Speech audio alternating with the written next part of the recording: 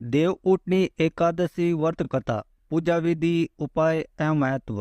व्रत में क्या खाएं क्या ना खाएं, पारण कब करें, तुलसी विवाह कब और कैसे करें।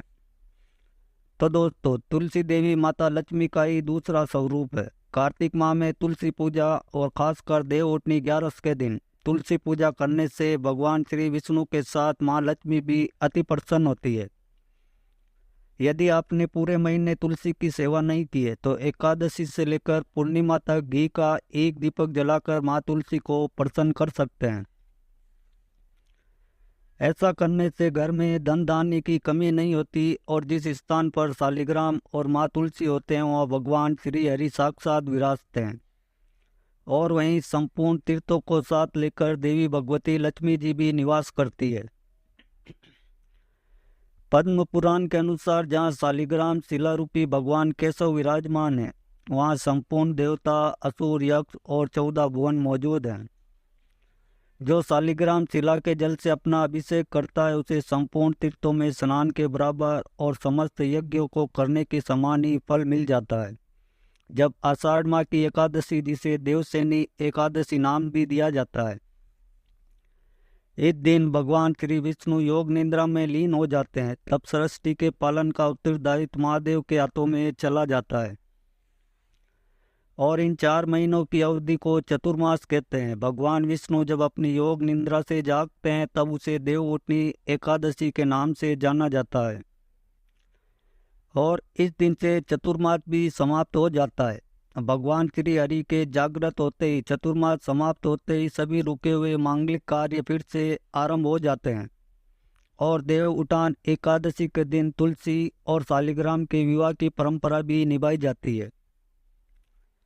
ऐसी मान्यता है कि एक बार भगवान श्री कृष्ण की पत्नी सत्यभामा जी को अपने रूप पर अभिमान हो गया। उन्हें गर्व हुआ कि उनके रूपवान होने के कारण ही श्री कृष्ण सबसे अधिक उनसे प्रेम करते हैं। एक दिन नारद जी जब कहीं जा रहे थे तो सत्यभामा जी उनसे टकरा गई। उन्होंने नारद जी से कहा कि वह उन्हें आशीर्वाद दे कि अगले जन्म में भी भगवान श्री कृष्ण ही उन्हें पति के रूप में प्राप्त हो। तब नारद जी बोले कि नियम यह है कि यदि कोई व्यक्ति अपनी प्रिय वस्तु इस जन्म में दान कर दे तो उसे अगले जन्म में प्राप्त हो जाती है। इसलिए आप भी श्री कृष्ण को दान रूप मुझे दे दो तो वे आपको अगले जन्म में जरूर प्राप्त होंगे। जब सत्यभामा जी ने श्री कृष्ण को नारद जी को दान के रूप में दे दिया, जब नारद जी उन्हें लेकर जाने लगे तब अन्य ने इन्हें रोक लिया। इस पर नारद जी बोले, यदि श्री कृष्ण के बराबर सोना और रत्न भी दे दो तो वे उन्हें छोड़ देंगे। तब तराजू के एक पल्ले में श्री कृष्ण बैठे और दूसरे पल्ले में सभी रानियां अपने अपने आभूषण चढ़ाने लगी, लेकिन पल्ला तट से मस नहीं हुआ। ये देखकर सत्यभामा ने कहा, यदि मैंने इन्हें दान किया तो मैं उबार भी लूंगी। ऐसा कहकर उन्होंने अपने सारे आभूषण चढ़ा दिए, लेकिन पल्ला हिला तक नहीं। अब वह बहुत ही लज्जित हुई। जब ये बात रुक्मणी जी ने सुनी तो वे तुलसी पूजन करके एक पत्ती तुलसी की ले आई और उस पलड़े में रख दिया। ऐसा करते ही पलड़े का वजन बराबर हो गया। नारद जी तुलसी दल को लेकर स्वर्ग को चले गए। रुक्मणी श्री कृष्ण की पटरानी थी। तुलसी जी के वरदान के कारण ही वे अपनी और अन्य रानियों के सौभाग्य की रक्षा कर सकी। तब से तुलसी जी को ये पूज्य पद प्राप्त हो गया कि श्री कृष्ण उन्हें सदा अपने मस्तक पर धारण करेंगे। इसी कारण इस एकादशी को तुलसी का व्रत और पूजन किया जाता है। और शालिग्राम के मस्तक पर तुलसी को भी पतराया जाता है। इस बार कार्तिक शुक्ल एकादशी प्रारंभ होगी 11 नवंबर सोमवार को शाम 6:04 से और 12 नवंबर मंगलवार की शाम 4:05 पर एकादशी तिथि समाप्त होगी। इसलिए इस बार 12 नवंबर मंगलवार के दिन ही देवउठान एकादशी का व्रत रखा जाएगा और तुलसी का विवाह भी इसी दिन किया जाएगा। हरिवासर के समय एकादशी का व्रत कभी नहीं खोला जाता, लेकिन हरिवासर के समय मंगल गीत गाने चाहिए। भजन कीर्तन करके भगवान का स्मरण अधिक से अधिक करना चाहिए। और हरिवासर का समय द्वादशी तिथि लगते ही शुरू हो जाता है। जो कि 12 नवंबर मंगलवार की शाम 9:30 पर समाप्त होगा। शुरुआत के 5 से 6 घंटे द्वादशी के हरिवासर का समय कहलाते हैं। अगर द्वादशी तिथि को सूर्योदय के समय हरिवासर हो तो भूले से भी उस समय व्रत नहीं खोला जाता और एकादशी का व्रत खोला जाएगा 13 अक्टूबर बुधवार को सुबह 6:43 से 8:51 के बीच में। वैसे तो एकादशी के दिन सारा दिन ही अबुझ मुहूर्त रहता है। ऐसे में किसी भी समय आप तुलसी विवाह करा सकते हैं, लेकिन शाम को गोधूली बेला और सूर्यास्त के आसपास का जो समय है वो विवाह के लिए सबसे सर्वोत्तम मुहूर्त माना जाता है।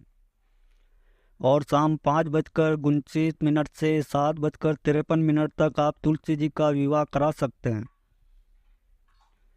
व्रत करने वाले भक्तों को चावल या चावल से बनी किसी भी वस्तु का ना तो सेवन करना चाहिए और ना इस दिन दान करना चाहिए, और अन्न का भी त्याग व्रती को करना चाहिए।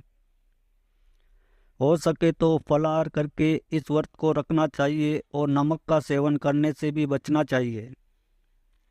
यदि नमक का सेवन बहुत ज़्यादा ही आवश्यक हो तो केवल सेंधा नमक का प्रयोग आप कर सकते हैं, परंतु पारण करने से पहले। भगवान विष्णु को मौसमी फल जैसे सिंगाड़ा, गन्ना, मूली और बेर, आंवले और तुलसी पत्ती का भोग लगाएं और उसी को प्रसाद रूप में अगले दिन ग्रहण करके व्रत का पारण करना चाहिए। तुलसी का विवाह शालिग्राम भगवान से कराने के लिए आप तुलसी को और शालिग्राम को एक वर और वधू के रूप में सजाएं और फिर कोई भी पुरुष सदस्य शालिग्राम को अपनी गोद में लेकर तुलसी के चारों ओर 7 बार परिक्रमा करवाए। इस तरह से विवाह कराया जाता है और विवाह बिल्कुल धूमधाम से किया जाना चाहिए। देवउठान एकादशी के दिन संध्या के समय भगवान विष्णु की विशेष पूजन अर्चना किया जाता है, जिसमें खास तरीके से भगवान विष्णु को उठाया जाता है। देवउठान एकादशी के दिन सुबह की पूजा करने के बाद दोपहर के समय एक ओखली में गेरू से चित्र बनाकर फल, मिठाई, बेर, सिंगाड़े, ऋतुफल, गन्ना उस स्थान पर आप रख दीजिए। फिर उसे डलिया से ढक देना चाहिए। यदि आपके पास ओखली नहीं है तो जमीन पर भी आप गेरू से चित्र बनाकर गेरू से लीप कर और फिर उस पर आटे से चौक पूरा कर या आकृति बनाकर उसके ऊपर आप एक दीपक रखें। और दीपक रखने के बाद आप उस पर फल, मिठाई, सिंगाड़े, ऋतुफल, गन्ना आदि एक थाल में सूप में सजाकर रख दें। ऊपर से किसी परात से या डलिया से ढक देना चाहिए और फिर रात में घरों के बाहर पूजा स्थल पर दीप जलाना चाहिए।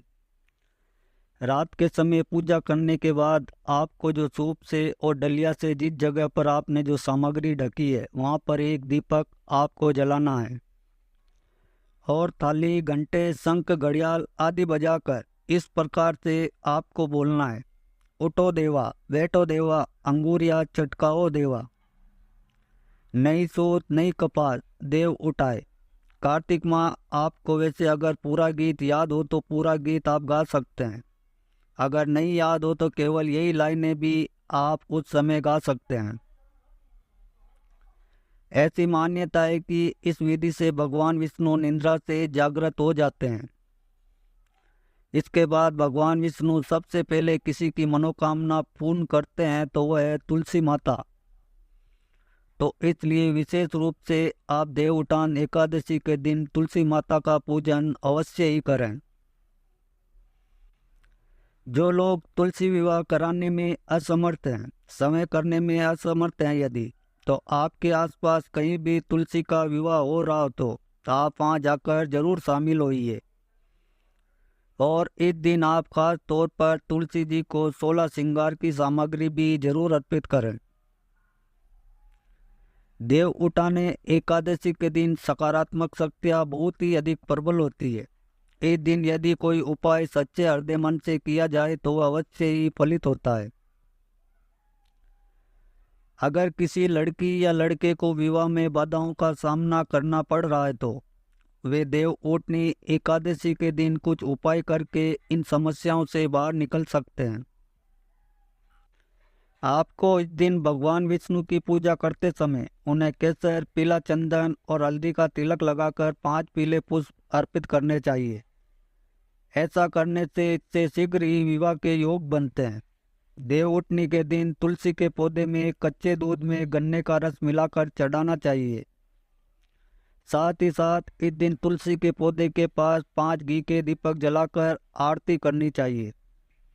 मान्यता है कि इससे विवाह की सारी अड़चनें दूर हो जाती है। सच्चे मन से आप इस उपाय को करें। अपनी मनोकामना पूर्ति के लिए प्रार्थना करते हैं तो आपकी हर मनोकामना शीघ्र से शीघ्र भगवान विष्णु की कृपा से पूर्ण हो जाती है। साथ ही तामसिक चीजों का सेवन देवउठान एकादशी के दिन भूल से भी नहीं करना चाहिए और इस दिन अपनी सामर्थ्य के अनुसार आप निर्धन, गरीब, असहाय लोगों को उनकी जरूरत का सामान, मौसमी वस्त्र, मौसमी फल आदि का दान दे सकते हैं। तो दोस्तों, ये थी आज की जानकारी। आशा करते हैं कि आपको पसंद आई होगी। अगर वीडियो पसंद आई हो तो वीडियो को एक लाइक ज़रूर कर दें और चैनल पर अगर पहली बार आए तो चैनल को सब्सक्राइब भी अवश्य कर लें।